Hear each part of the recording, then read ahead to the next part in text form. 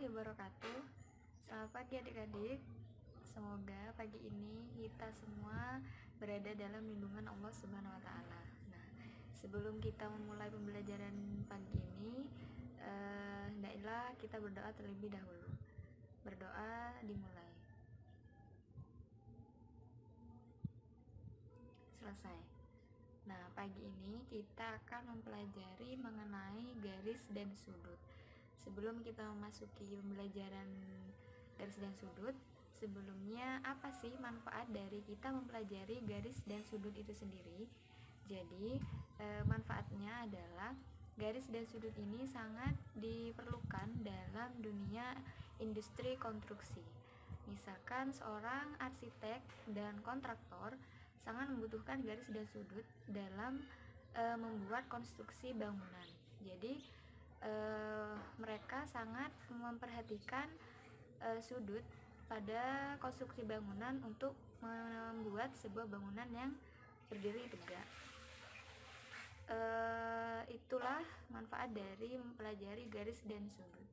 Nah, untuk mempelajari lebih dalam lagi, mari kita simak video berikutnya. Baik adik-adik, hari ini kita akan belajar mengenai garis dan sudut. Jadi pertama kita pelajari terlebih dahulu mengenai garis. Sebelumnya apa sih garis itu? Nah, garis sendiri adalah susunan atau kumpulan titik-titik yang saling bersebelahan dan berderet, memanjang.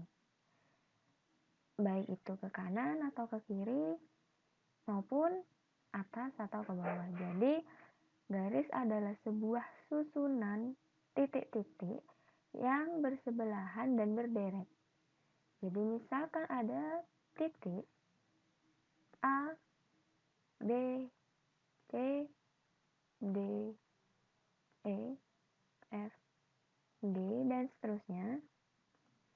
Nah, dari titik-titik ini, titik yang saling bersebelahan dan berderet ini akan terbentuk sebuah garis. Nah, akan terbentuk sebuah garis. Jadi, sesuai dari definisi tadi, garis adalah susunan dari beberapa titik-titik yang saling berderet. Nah, ini. Titik-titik yang saling berderet membentuk sebuah garis. Nah, garis sendiri itu dinotasikan dengan huruf kecil. Misal, ada sebuah garis.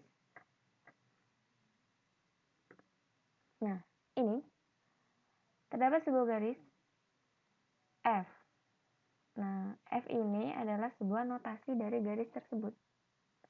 Atau gampangannya nama dari garis ini. Yaitu garis F. Notasi dari garis ini adalah garis F. Dari sini mungkin bisa dipahami ya. Selanjutnya, mengenai hubungan antar titik, garis, dan juga bidang. Nah, hubungan pertama yaitu hubungan titik dan garis.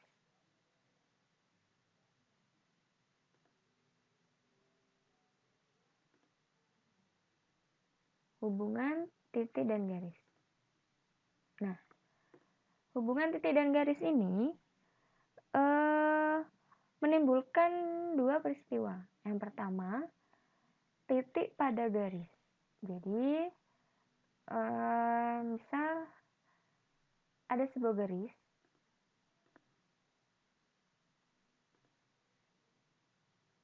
Nah, terdapat sebuah garis. Nah, di sini garis A. Dan terdapat titik pada garis tersebut. Nah, ini peristiwa pertama, yaitu titik pada garis. Peristiwa pertama yaitu titik pada garis.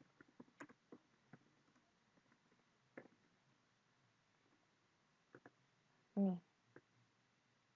Peristiwa kedua, titik di luar garis. Jadi terdapat sebuah garis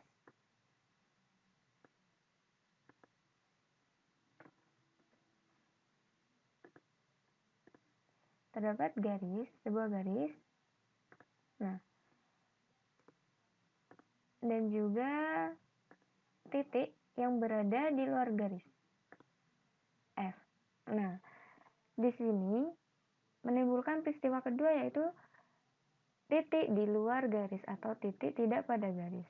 Karena titiknya tidak pada garis atau tidak menyentuh pada garisnya, berada jauh dengan garisnya. Yang tadi titiknya itu tepat pada garisnya, yaitu titik pada garis. Yang ini titik di luar garis. Nah, selanjutnya hubungan titik dan bidang. Nah, titik dan bidang juga menimbulkan dua peristiwa. Titik pada bidang dan titik di luar bidang. Misalkan terdapat sebuah bidang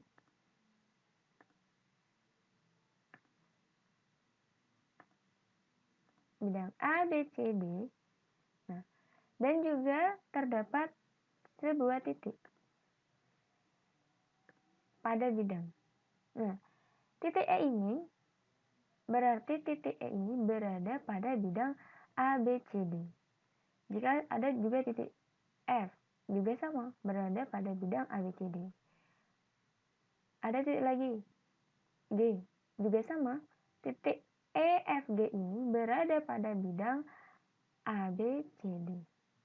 Lain halnya, jika titiknya berada di luar bidang ini, H, ini sudah menimbulkan peristiwa kedua yaitu titiknya berada pada luar bidang, titik di luar bidang. Ada titik ini. Nah, titik-titik yang ada di luar ini itu adalah titik di luar bidang atau titik tidak pada bidang. Nah, ini merupakan hubungan antara titik dan bidang. Selanjutnya itu hubungan garis dengan bidang. Hubungan garis dengan bidang sama. Misalkan ada sebuah bidang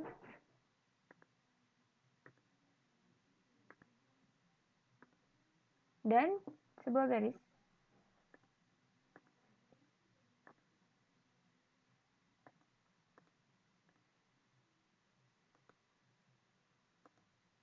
Nah, di sini garis D terletak pada bidang. Nah, jika misalkan di sini ada sebuah garis E tidak terletak pada bidang atau berada di luar bidang. Ada juga jika diketahui sebuah garis pada bidang persegi, misalkan terdapat bidang persegi dan ada sebuah garis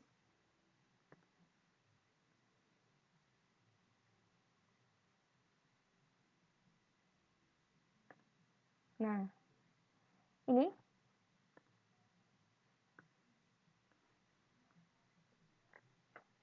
pada bidang ini terdapat sebuah garis yang memotong bidang ini.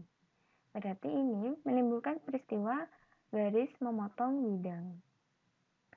Nah, tadi itu merupakan hubungan antar titik, garis, dan bidang. Selanjutnya, kita akan membahas tentang kedudukan dua garis.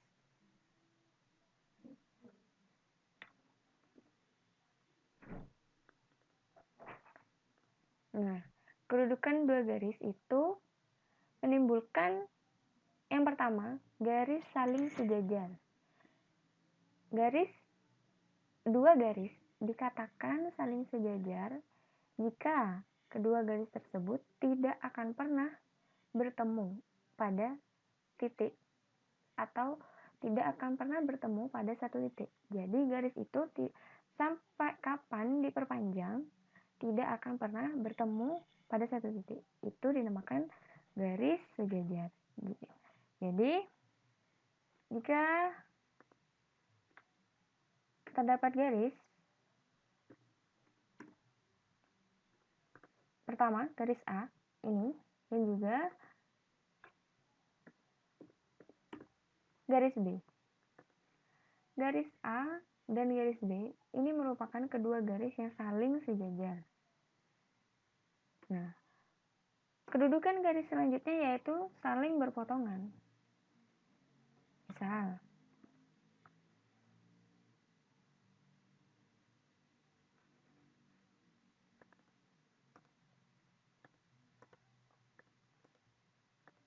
terdapat sebuah garis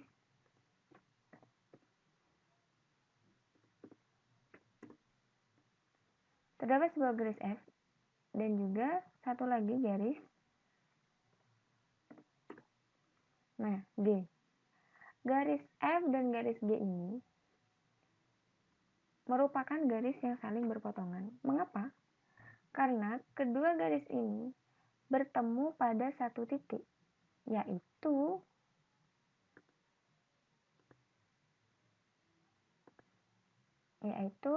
bertemu pada titik A. Nah, ini merupakan titik potong antar kedua garis ini. F dan G berpotongan pada titik A. Ini kedudukan garis yang saling berpotongan. Selanjutnya yaitu garis yang saling tegak lurus.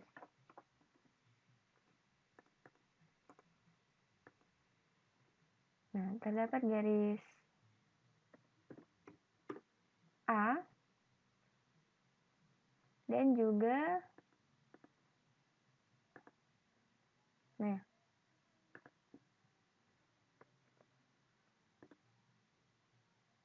ini.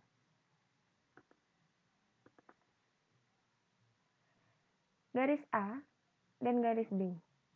Kedua garis ini dikatakan saling tegak lurus karena keduanya akan membentuk sebuah sudut, yaitu sudut 90 derajat. Ini. Kedua garis dikatakan saling tegak lurus jika kedua garis itu berpotongan pada satu titik dan membentuk sudut 90 derajat. Nah, kedudukan kedua garis berikutnya yaitu garis yang saling berhimpit. Ini terdapat garis A.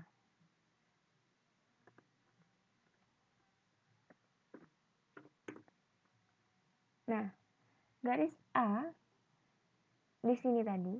Nah, ini. Pertama ada garis A, kedua ada garis C pada tempat yang sama. Nah, kedua garis ini dikatakan saling berhimpit. Nah, mungkin ini mengenai garis. Selanjutnya kita akan membahas mengenai sudut. Sebelum kita memasuki sudut, Ibu akan menjelaskan terlebih dahulu mengenai perbandingan pada segmen garis. Nah, sebuah garis dapat dibagi menjadi n bagian yang sama panjang atau dengan perbandingan tertentu. Nah, di sini terdapat garis AB. Nah, Ibu bagi menjadi 5 bagian sama panjang. Menjadi AC, CD, DE, EF, dan FD. Nah, karena di sini Ibu bagi sama panjang, otomatis panjang AC sama dengan panjang CD, sama dengan panjang DE, sama dengan panjang EF, sama dengan panjang FB. Nah, di sini Ibu membaginya dengan menggunakan garis yang sejajar. Ini sejajar, garis CP sejajar dengan DQ, sejajar juga dengan ER, sejajar juga dengan FS, juga sejajar dengan BT. Nah, karena ini sejajar, mengakibatkan panjang AP juga sama dengan panjang PQ, sama dengan panjang IR, sama juga dengan panjang RS, juga sama dengan panjang ST. Nah, dari yang tadi Ibu sebutkan, maka bisa kita peroleh perbandingan AC dibanding CB itu sama dengan 1 dibanding 4. AC dibanding CB itu sama dengan 1 dibanding 4. Karena ini tadi kan AC, satu ruas AC. Dibandingkan CB, ini ada berapa? 1, 2, 3, 4. Jadi 1 dibanding 4. Juga AP dibanding PT itu sama dengan 1 dibanding 4.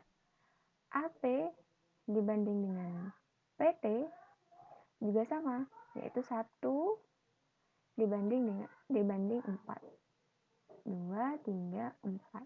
Nah, karena AC banding CB dan AP banding PT ini sama 1/4, maka menghasilkan AC banding CB sama dengan AP banding PT.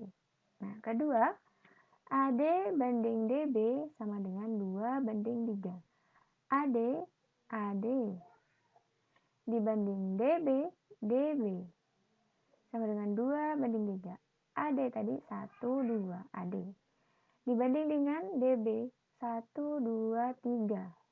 Jadi menghasilkan 2/3. Aki banding kita juga sama 2/3. Aki 1, 2, 2 dibanding dengan kita 1, 2, 3 juga sama 2/3. Jadi menghasilkan karena sama-sama 2/3, jadi AD banding DB sama dengan Aki banding PT.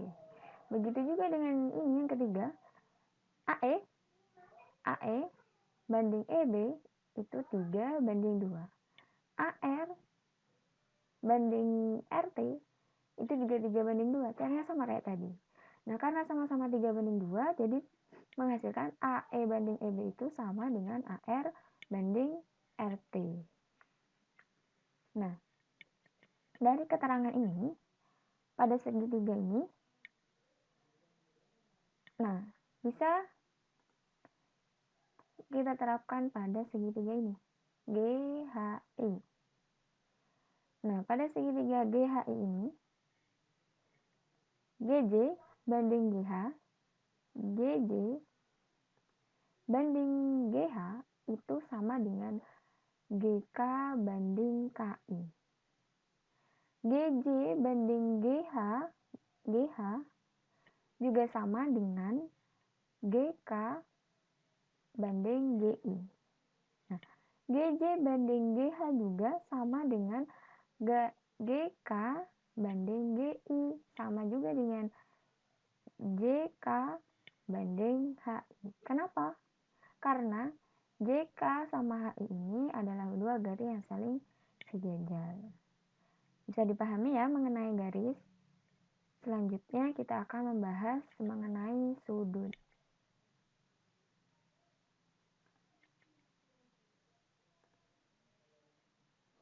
Nah, sudut. Apa sih sudut? Apa itu definisi sudut? Sudut merupakan daerah yang dibentuk oleh dua sinar garis yang bertemu pada satu titik pangkal. Daerah yang dibentuk oleh dua sinar garis. Jika ada dua sinar garis yang bertemu di titik pangkal, nah itu membentuk sebuah sudut.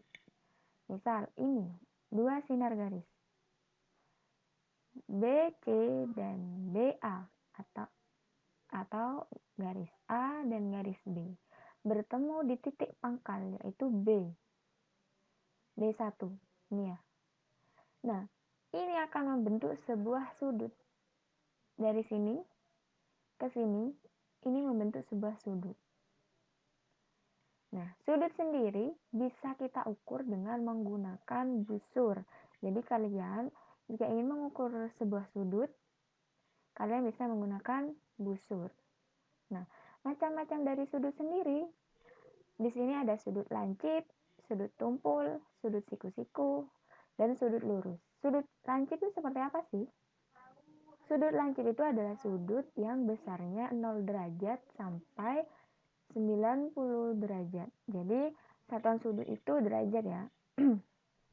Di sini sudut lancip itu besarnya 0 derajat sampai 90 derajat. Itu sudut lancip. Pokoknya itu sudut lancip itu kurang dari 90, dari 0 sampai 90. Tapi tidak sampai 90, biasanya kurang dari 90 derajat.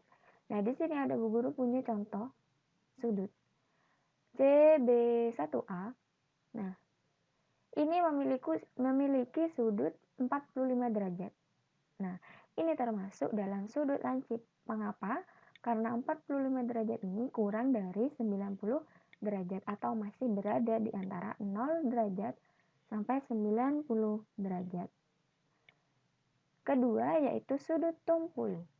Sudut tumpul adalah sudut yang besarnya 90 derajat sampai 180 derajat. Jadi lebih besar dari sudut lancip. Nah, di sini ada sudut BDC1. Ini merupakan sudut tumpul. Mengapa? Karena BDC1 ini memiliki sudut 120 derajat nih. 120 derajat itu melebihi 90 derajat dan kurang dari 180 derajat. Jadi ini merupakan sudut tumpul. Berikutnya sudut siku-siku. Sudut siku-siku adalah sudut yang besarnya 90 derajat, tidak kurang dan tidak lebih. Jadi jika kalian menemukan sebuah sudut yang besarnya 90 derajat pasti, itu sudah bisa dipastikan sudut tersebut adalah sudut siku-siku. Ini contohnya. Tegak lurus pasti. Selanjutnya yaitu sudut lurus. Sudut lurus itu besarnya 180 derajat. Jadi jika kalian menemukan sebuah garis misal, nah garis itu jika ditanya berapa sudutnya, sudah dipastikan itu 180 derajat ini. Jika kalian mengukurnya dengan busur, pasti menghasilkan 180 derajat. Nah, itulah penjelasan mengenai garis dan sudut. Bisa dipahami? Nah, mungkin Ibu cukupkan untuk pembelajaran hari ini. Kurang lebihnya mohon maaf. Assalamualaikum warahmatullahi wabarakatuh.